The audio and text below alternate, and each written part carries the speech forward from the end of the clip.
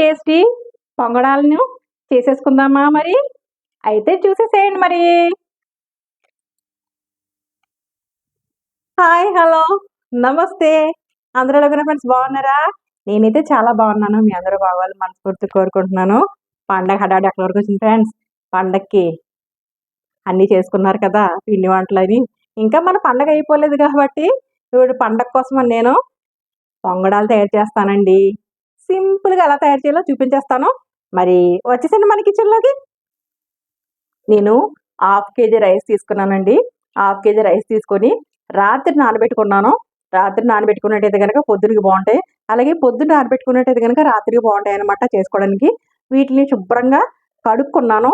ఇప్పుడు వడగట్టుకొని మిక్సీ పట్టేసుకుంటాను. ఎందుకంటే కనుక హాఫ్ కేజీ కాబట్టి మరి హాఫ్ కేజీ బయట ఆడించడానికి ఆర్డర్ కాబట్టి నేను మిక్సీ పట్టేసుకుంటాను. రైస్ని బాగా కడుక్కొని 3-4 సార్లు ఇలా వడకట్టేసుకున్నానండి.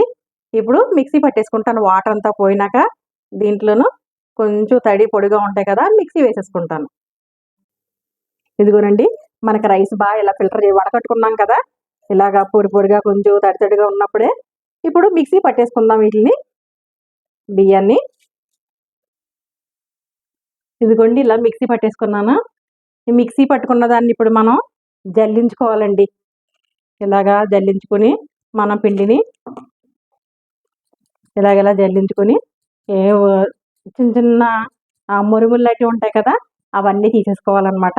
తీసాక మీకు చూపిస్తాను నేను.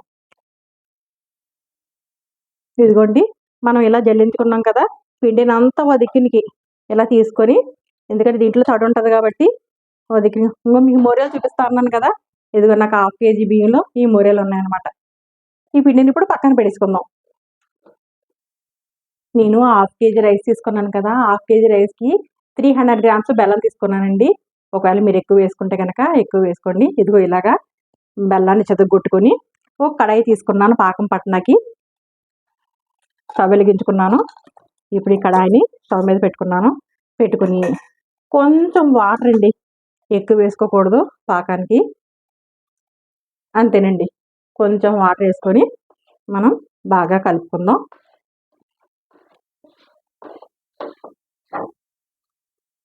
ఇదిగోండి, పాకం మనకు బాయిల్ అవుతుంది కదా, బెల్లం కరిగింది.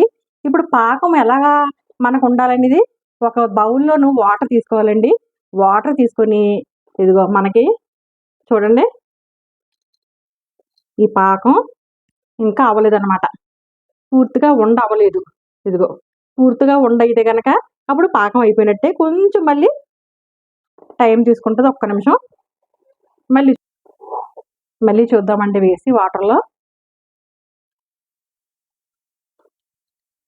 ఇలా దగ్గరగా తీసుకుంటే మనం ఇదిగో చూసారా, ఉండకట్టింది అంటే పాకం అయిపోయినట్టే. చూసారా, అనిపిస్తుందా?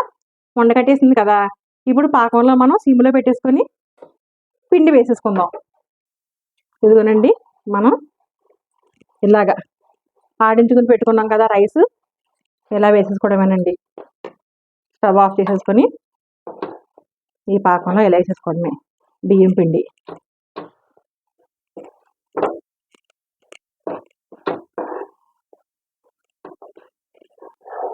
ఇదిగోనండి, మనం ఇలా కలిపేసుకున్నాం పిండి అంతాను. ఇప్పుడు మనం గోరువెచ్చని నీళ్లు పెట్టుకొని పొంగడాలు వేసేసుకుందాం. ఇదిగోనండి, ఈ బెల్లం సల్లుడు అయ్యింది కదా, మన పాకంలో పిండి వేసుకున్నాం. దాంట్లో కొంచెం వేడి నీళ్ళు వేసుకొని పొంగడాలకి ఇలా కొంచెం వేడి నీళ్ళు వేసుకోవాలండి. మరీ ఎక్కువగా పోసుకోవద్దు, కొంచెం కొంచెం చూసుకుంటూ పోసుకోవాలి. ఇందులోనే చిటికెడు తిన్న సోడా వేసుకోవాలండి. వేసుకొని బాగా కలుపుకోవాలి, ఎందుకంటే మనకి పొంగడం మంచిగా ఉబ్బుతుంది అనమాట. బాగా కలుపుకోవాలి ఇలాగా.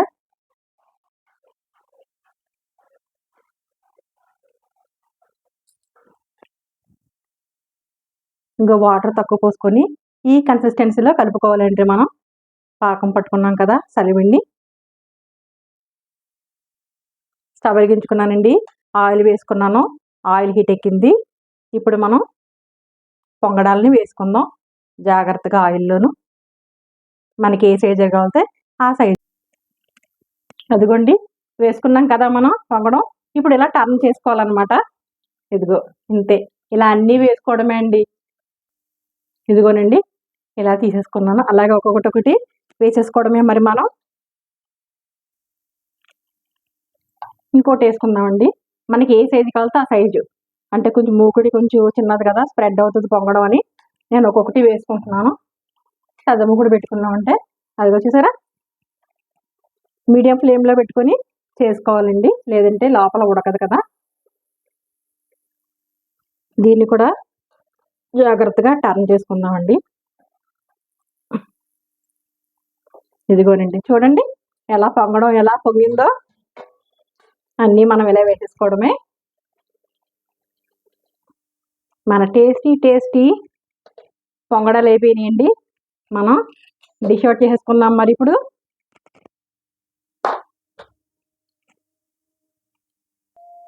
ఇదిగోనండి మన టేస్టీ పొంగడాలు రెడీ అయిపోయినాయి.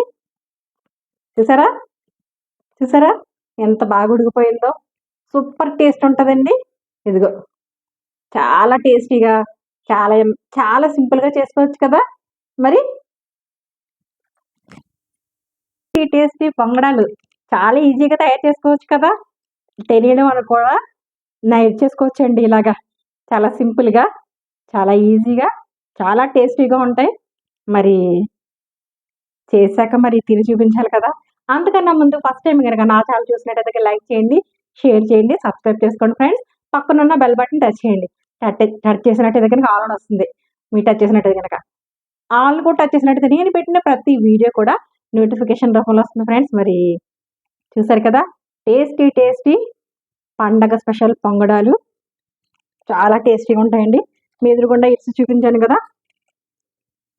చూసారా ఎంత బాగా ఉడికిపోయిందంటే.